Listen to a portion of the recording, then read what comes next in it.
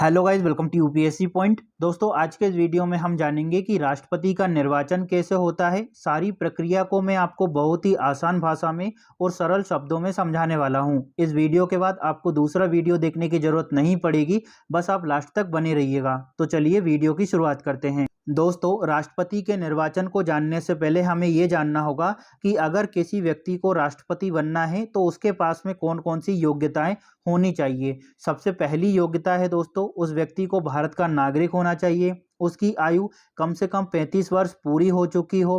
लोकसभा सदस्य बनने के लिए व्यक्ति योग्य हो, किसी भी लाभ के पद पर ना हो, यानी किसी भी प्रकार की सरकारी नौकरी में ना हो। ठीक है। इसी के साथ दोस्तों, व्यक्ति पागल ना हो और दिवालिया भी नहीं होना चाहिए। दिवालिया का मतलब है कि किसी भी व्यक्ति के पास इतना कर्ज ना हो कि वो चुका ही ना पाए, क्योंकि अगर ऐसा व्यक्ति राष्ट्रपति बन जाता है तो सबसे पहले अपना हित देखेगा। तो व्यक्ति जो है दिवालिया नहीं होना चाहिए।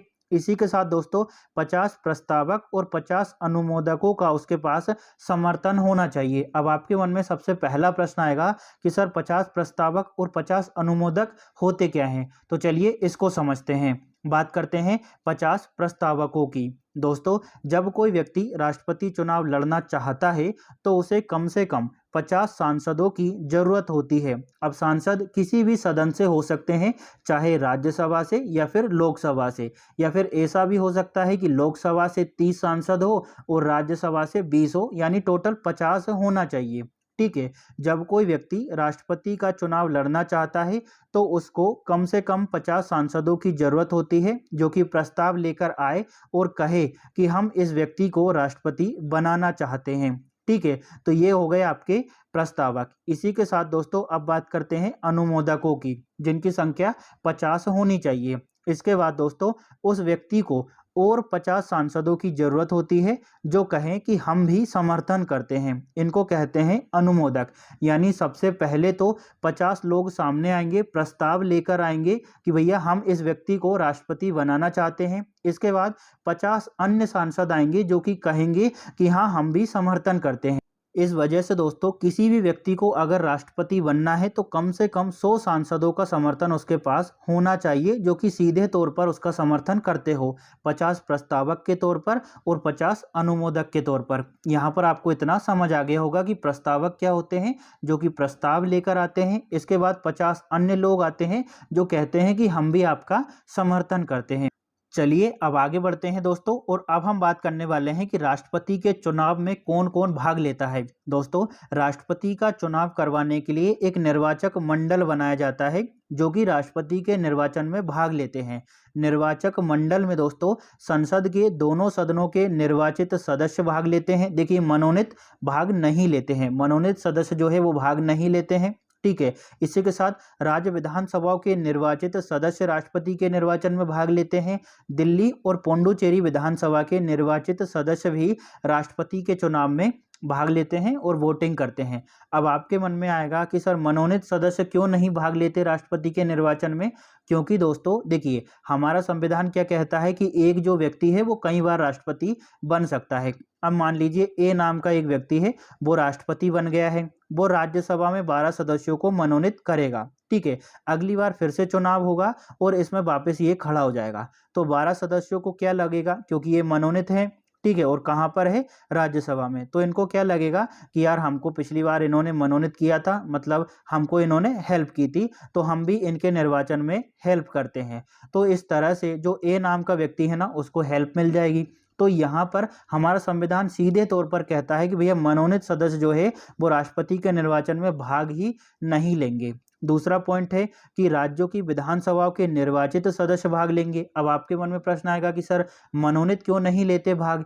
क्योंकि दोस्तों, जो राष्ट्रपति होता है ना, वो राज्यपाल को चुनता है। ठीक है। राज्यपाल को चुन लिया और राज्यपाल जो है वो विधानसभा में सदस्यों को मनोनीत करता है। तो भैया राज्यपाल किसके आदेश पर काम करेगा, राष्ट्रपति के आदेश पर। और राष्ट्रपति उन्हीं लोगों को मनोनीत करने के लिए कहेगा जो अगली बार राष्ट्रपति के निर्वाचन में हेल्प करे। इसी वजह से राज्यों की जो विधानसभाएं होती है ना, उसके मनोनीत सदस्य भाग नहीं लेते हैं, केवल निर्वाचित सदस्य ही राष्ट्रपति के निर्वाचन में हेल्प करते हैं, राष्ट्रपति के निर्वाचन में भाग लेते हैं। तो यहाँ पर आपको समझ आ गया कि निर्वाचित सदस्य ही क्यों भाग लेते हैं। दोस्तों आगे बढ़ने से पहले मैं आपको बता देता हूं कि राष्ट्रपति का जो निर्वाचन है ना वो एक जटिल प्रक्रिया है। इस वजह से बहुत ही ध्यान से वीडियो को देखना है। देखिए, जो राज्य होते हैं ना उनके लिए कानून कौन बनाता है, तो आप कहेंगे कि सर राज्य विधानमंडल। और राज्य विधानमंडल जो है वो दो भागों में बटी होती है, विधानसभा और विधान परिषद। यहाँ पर मैं आपको बता दूं कि राष्ट्रपति के निर्वाचन में विधान परिषद के जो सदस्य हैं ना वो भाग नहीं लेते हैं, क्योंकि दोस्तों हमारे देश में केवल 6 राज्य ही ऐसे हैं जहां पर विधान परिषद हैं। ये 6 राज्य कौन कौन से हैं? महाराष्ट्र, तेलंगाना, आंध्र प्रदेश, कर्नाटक, उत्तर प्रदेश और बिहार। केवल 6 राज्यों में ही विधान परिषद है, ठीक है, जबकि 28 राज्य हैं, है ना। मात्र 6 राज्यों में विधान परिषद है। जब इन 28 राज्यों में विधान परिषद बन जाएगी दोस्तों, तो राष्ट्रपति के निर्वाचन में भाग ले सकती है, लेकिन केवल 6 राज्यों में है। इस वजह से विधान परिषद के सदस्य राष्ट्रपति के निर्वाचन में भाग नहीं लेते हैं। चलिए अब आगे बढ़ते हैं। यहाँ तक आपको अच्छे से समझ आ गया होगा। अब बात करते हैं कि भैया हमारे 28 राज्य हैं और हर राज्य में विधानसभा है, और विधानसभा के निर्वाचित सदस्य जो हैं वो राष्ट्रपति के निर्वाचन में भाग लेते हैं। दोस्तों 28 राज्यों में अलग अलग विधानसभा सीटें हैं। जैसे उत्तर प्रदेश में 403 सीटें हैं विधानसभा की, राजस्थान में आपके 200 सीटें हैं विधानसभा की, मध्य प्रदेश में 230 सीटें हैं विधानसभा की। तो 28 राज्यों में अलग अलग विधानसभा सीटें हैं। और दोस्तों जो विधानसभा में निर्वाचित होते हैं ना उनको कहा जाता है विधायक या फिर एमएलए कहा जाता है। और दोस्तों एक विधायक एक ही वोट डालता है राष्ट्रपति के निर्वाचन में, लेकिन उसको एक नहीं गिना जाता, बल्कि उसके वोट की वैल्यू को निकाला जाता है, और वोट की जो भी वैल्यू होगी उसको काउंट किया जाता है। अब वोट की वैल्यू को कैसे निकाला जाता है, तो देखिए राज्य की जनसंख्या यहाँ पर रखी जाती है, ठीक है, और जिस राज्य की जनसंख्या को रखा गया है उसको भाग दे दिया जाता है टोटल एमएलए से, और गुणा कर दिया जाता है दोस्तों 1/1000 से। इसको और अच्छे से समझाता हूँ। मान लीजिए कि उत्तर प्रदेश की जो जनसंख्या है लगभग 22 करोड़ है, तो यहाँ पर 22 करोड़ लिखेंगे, ठीक है, और उत्तर प्रदेश के जितने भी एमएलए हैं ना उनकी संख्या को यहाँ पर लिखेंगे, यानी 403 यहाँ पर लिखेंगे।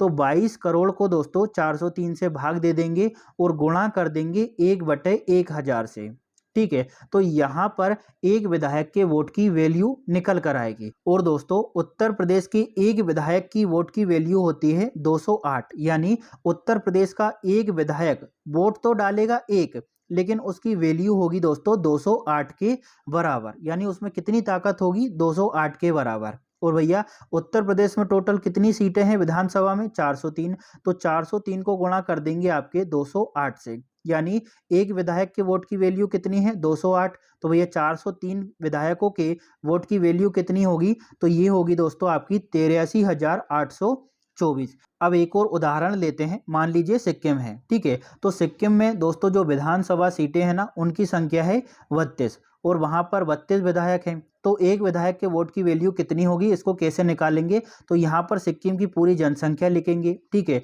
और सिक्किम की जनसंख्या लिखने के नीचे यहाँ पर सिक्किम के जितने भी एमएलए हैं यानी जो विधायक है ना उससे भाग दे देंगे जनसंख्या को, गुणा कर देंगे 1/1000 से। तो सिक्किम के एक विधायक का वोट का वैल्यू निकल कर आएगा 7। यहाँ पर आपको समझ आ गया कि सिक्किम के एक विधायक के वोट का वैल्यू कितना है? 7।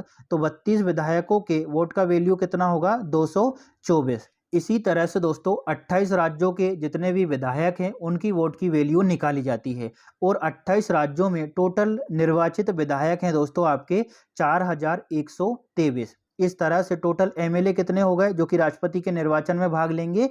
4123। ये लोग राष्ट्रपति के निर्वाचन में भाग लेंगे, और इनके वोट की वैल्यू निकल कर आती है दोस्तों 5,43,231। एक एक राज्य की हम इसी तरह से निकालेंगे, इसी फॉर्मूले से, ठीक है। तो टोटल विधायक कितने हैं जो कि राष्ट्रपति के निर्वाचन में भाग लेंगे? 4123। इतने लोग राष्ट्रपति के निर्वाचन में भाग लेंगे, और इनके वोट की वैल्यू होगी 5,43,231। यानी वोट तो इतने ही लोग करेंगे लेकिन उनकी वैल्यू इतनी होगी, ठीक है, 5,43,231। तो यहाँ पर आपको राज्य विधानमंडल अच्छे से समझ आ गया। अब हम बात करते हैं कि भैया देश की, तो देश में कानून कौन बनाता है? संसद देश में कानून बनाती है। संसद के 2 सदन होते हैं, लोकसभा और राज्यसभा। दोस्तों लोकसभा में 543 सदस्य निर्वाचित होते हैं। 2 एंग्लो इंडियन का प्रावधान था जिनको मनोनीत किया जाता था, इसको समाप्त कर दिया गया है। तो 543 सदस्य लोकसभा में निर्वाचित होते हैं और राज्यसभा में 233 सदस्य निर्वाचित होते हैं और 12 सदस्यों को मनोनीत किया जाता है राष्ट्रपति द्वारा, लेकिन 12 सदस्य जो है वो राष्ट्रपति के निर्वाचन में भाग नहीं लेते हैं। राष्ट्रपति के निर्वाचन में कितने लोग भाग लेते हैं? 543 प्लस 233 यानी 776। दोस्तों संसद में जो सांसद होते हैं ना, उनको एमपी कहा जाता है। ठीक है, तो कितने एमपी भाग लेते हैं राष्ट्रपति के निर्वाचन में? 776। दोस्तों जिस तरह से हमने जो विधानसभाएं होती थी वहां पर एक विधायक के वोट की वैल्यू को निकाला था, उसी तरह से हम यहाँ पर एक सांसद के वोट की वैल्यू को निकालते हैं और उसके लिए इस फॉर्मूले का प्रयोग किया जाता है। अब ये फॉर्मूला क्या कहता है? तो देखिए, सभी राज्यों के विधायकों का कुल मत मूल्य। अब देखिए, सभी राज्यों के विधायकों का कुल मत मूल्य यानी वोट वैल्यू कितनी हुई थी आपकी? 5,43,231। तो भैया यहाँ पर सभी राज्यों के विधायकों के वोट की वैल्यू को लिखा जाएगा 5,43,231 और कुल सांसदों की संख्या से भाग दे दिया जाएगा यानी 776 यहाँ लिख देंगे। तो एक सांसद का जो वोट का वैल्यू है ना, वो निकल कर आएगा 700। ठीक है, एक सांसद का वोट का वैल्यू कितना होगा? 700। तो 776 सांसदों के यानी एमपी के वोट का वैल्यू कितना होगा? ये होगा दोस्तों 5,43,200। यानी ये जो वोट का वैल्यू है वो निकल कर आया है सभी सांसदों का यानी 776 सांसदों का। दोस्तों ये जो प्रक्रिया है थोड़ी सी टफ है, आपको थोड़ा सा दिक्कत आ सकता है, लेकिन अगर आप अच्छे से एक एक पॉइंट को सुनेंगे ना तो आपको समझ आएगा। एक बार और बताता हूं आपको, अगर समझ ना आया हो तो अच्छे से देखना। देखिए, जिस तरह से हमने जो विधानसभा थी वहां पर विधायकों के वोट का वैल्यू निकाला था, उसी तरह से यहाँ पर हम दोस्तों संसद में जो सांसद होते हैं ना, जो एमपी होते हैं, उनका वोट का वैल्यू निकालते हैं और एक सांसद का यानी एक एमपी के वोट का वैल्यू निकालने के लिए इस सूत्र का प्रयोग किया जाता है। ऊपर लिखा जाता है कि सभी राज्यों के विधायकों के वोट का मूल्य यानी 5,43,231 को ऊपर लिखा जाता है। ठीक है, और यहाँ पर कुल सांसदों की संख्या को लिखा जाता है यानी 776 को। तो एक सांसद के वोट का वैल्यू निकल कर आता है 700। ठीक है, यानी एक जो सांसद है वो वोट तो एक डालेगा, लेकिन उसकी जो वैल्यू होगी वो कितनी होगी? 700 के बराबर। अब देखिए, एक सांसद के वोट का वैल्यू कितना है? 700। ठीक है, तो भैया 776 जो सांसद हैं उनके वोट का वैल्यू कितना होगा? तो ये आपके सामने यहाँ पर मैंने लिख दिया है 5,43,200। ठीक है, अब देखिए 5,43,200 प्लस 5,43,231, इन दोनों को आप जोड़ देंगे तो टोटल दोस्तों वोट वैल्यू निकल कर आएगी 10,86,431। ठीक है, टोटल वोट वैल्यू एमपी और एमएलए की कितनी निकल कर आएगी? 10,86,431। ठीक है, आपको ये समझ आ गया। अब देखिए, राष्ट्रपति के निर्वाचन में वोट कितने लोग करेंगे? तो 776 तो आपके संसद से वोट करेंगे। ठीक है, इसी के साथ 4,133 जो है वो विधानसभाओं से वोट करेंगे। तो 776 प्लस 4,123 इन सबको मिला दोगे तो टोटल बन के आएगा 4,899। 4,899 वोट डलने वाले हैं राष्ट्रपति के निर्वाचन में, लेकिन उनके वोट की वैल्यू कितनी होगी? 10,86,431। यहाँ पर आपको समझ आ गया। वोट कितने डालेंगे? आपके वोट डालेंगे दोस्तों 4,899, लेकिन उसकी वैल्यू कितनी होगी? 10 लाख से प्लस, जिसका हमने देख लिया है। देखिए, राष्ट्रपति का जो चुनाव होता है ना, वो अनुपातिक प्रतिनिधित्व प्रणाली के माध्यम से एकल संक्रमणीय मत द्वारा होता है। अब आपके मन में दो प्रश्न आएंगे कि सर अनुपातिक प्रतिनिधित्व प्रणाली क्या होती है? एक प्रश्न तो ये आएगा और दूसरा आएगा कि सर एकल संक्रमणीय मतलब क्या होता है? तो इन दोनों को मैं बहुत ही आसान भाषा में समझाने वाला हूँ। मान लीजिए कि सरपंच का चुनाव हो रहा है। ठीक है, 3-4 उम्मीदवार खड़े हैं। अब आप वोट डालने गए हैं तो आप किसी एक उम्मीदवार का ही समर्थन कर सकते हो। ऐसा नहीं है कि आपने इसको भी वोट दे दिया, इसको भी दे दिया। तो आप अगर ऐसा करेंगे तो आपका जो वोट है ना वो इनवैलिड हो जाएगा, अवैध हो जाएगा। आप किसी एक व्यक्ति को ही वोट डाल सकते हो। लेकिन दोस्तों राष्ट्रपति का जो निर्वाचन होता है उसमें ऐसा नहीं है। उसमें अगर 3 लोग खड़े हैं, जैसे ये 3 उम्मीदवार खड़े हैं, ए, बी और सी, ये तीनों राष्ट्रपति बनना चाहते हैं, तो हमारा संविधान कहता है कि इन तीनों को आप एक अनुपात में वोट डाल सकते हो। जिसको आपने पहले नंबर पर पसंद किया है उसको 1 नंबर दे दो, जिसको आपने दूसरे नंबर पर पसंद किया है उसको 2 नंबर दे दो, जिसको आपने तीसरे नंबर पर पसंद किया है उसको 3 नंबर दे दो। तो भैया आप जो है सभी को वोट डालोगे, ऐसा नहीं है कि किसी एक व्यक्ति को वोट डालना है, तीनों को आपको वोट डालना है, ठीक है। और ये एक अनुपात बन जाता है, जैसे यहाँ पर हम बिंदी लगा दें, आपने 10वीं 11वीं में अनुपात पढ़ा होगा, तो 1:3:2 हो गया, ठीक है, 1:3:2 हो गया। इसी वजह से कहते हैं अनुपातिक प्रतिनिधित्व प्रणाली, ठीक है, आपको ये समझ आ गया। अब यहाँ पर एमपी और एमएलए हैं, ठीक है, टोटल एमपी और एमएलए राष्ट्रपति के निर्वाचन में कितने लोग भाग लेंगे, दोनों को मिला देंगे तो 4,899। लेकिन हम 5 लोगों का एग्जाम्पल लेते हैं। मान लीजिए एक राहुल नाम का कोई एमपी या फिर एमएलए है, उसको ए नंबर वाला जो उम्मीदवार है ना वो अधिक पसंद है, तो ए नंबर वाले उम्मीदवार को 1 नंबर पर वो रखेगा, ठीक है।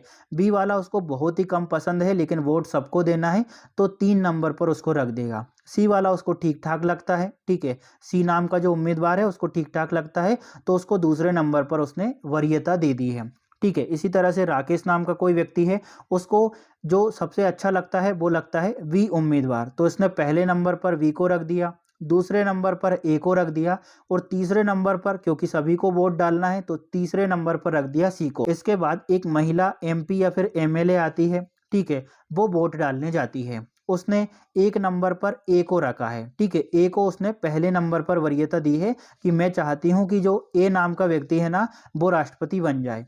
अगर वो ना बने तो भैया 2 नंबर पे रख दिया उसने वी को, कि अगर ये ना बने तो भैया इसको हम वरीयता देते हैं दूसरे नंबर की, ठीक है। इसके बाद सी को रख दिया उसने तीसरे नंबर पर।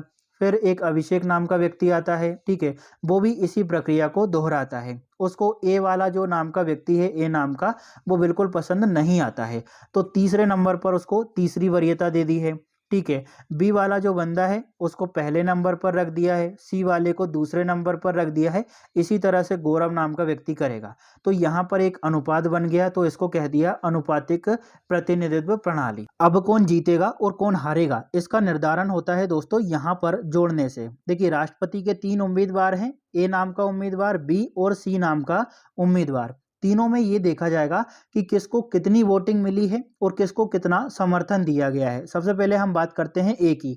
ए के मामले में ये देखा जाएगा कि इसको पहले नंबर पर कितने लोगों ने रखा है, तो एक ने रखा है, और यहाँ पर भी पहले नंबर पर 2 लोगों ने इसको रखा है, एक ये और एक ये, तो ए को पहले नंबर पर 2 लोगों ने रखा है, बी को पहले नंबर पर 2 लोगों ने रखा है, और सी को पहले नंबर पर यानी पहली वरीयता केवल एक सांसद या फिर जो विधायक है उसने दी है, यानी सी को केवल एक व्यक्ति ने पहले नंबर पर रखा है। तो सी का जो मामला है पूरी तरह से खत्म हो जाएगा, मतलब ये हार गया है, और इसका जो मामला है यानी जो इसकी वोटिंग है यहाँ पर खत्म हो जाती है, ठीक है, और इसका मामला इधर इन दोनों के बीच में संक्रमित हो जाता है। इसको कहते हैं एकल संक्रमणीय मत प्रणाली, ठीक है। अब ये दोनों बचे, यानी पहले चरण की जो मतगणना है ना उसमें ये दोनों बराबर हैं। अब दूसरे चरण की मतगणना होगी जिसमें देखा जाएगा कि किस उम्मीदवार को दूसरे नंबर पर सबसे ज्यादा लोगों ने रखा है। तो इसको रखा गया है दूसरे नंबर पर केवल एक व्यक्ति ने, ठीक है, और इसको रखा गया है 2 नंबर पर 2 लोगों ने, यानी इसको 2 लोगों ने समर्थन दिया है, तो ये जीत जाएगा, ठीक है। यहाँ पर केवल एक व्यक्ति ने ही इसको दूसरे नंबर पर रखा है, और यहाँ पर 2 व्यक्तियों ने इसको दूसरे नंबर पर रखा है, तो बी नाम का जो उम्मीदवार है ना वो राष्ट्रपति के निर्वाचन में जीत जाएगा। दोस्तों दूसरे चरण की जो मतगणना है बीवी गिरी के समय हुई थी, दूसरे चरण की मतगणना के दौरान उनकी जीत हुई थी और वो राष्ट्रपति बने थे। आशा करता हूं कि राष्ट्रपति का जो निर्वाचन है वो आपको अच्छी तरह से समझ आ गया होगा। अगर आपको फिर भी समझ नहीं आया है तो एक बार और वीडियो को जरूर देखिएगा। इसका जो पीडीएफ है वो आपको मेरे टेलीग्राम चैनल पर मिल जाएगा। मेरा जो टेलीग्राम चैनल है उसका नाम है यूपीएससी पॉइंट ऑफिशियल, तो आप सीधा सर्च कर सकते हैं, या फिर उसका लिंक मैं आपको डिस्क्रिप्शन में दे दूंगा, तो वहां से आप क्लिक करके सीधा उसको ज्वाइन कर सकते हैं। आशा करता हूं कि वीडियो आपको अच्छा लगा होगा। Thank you.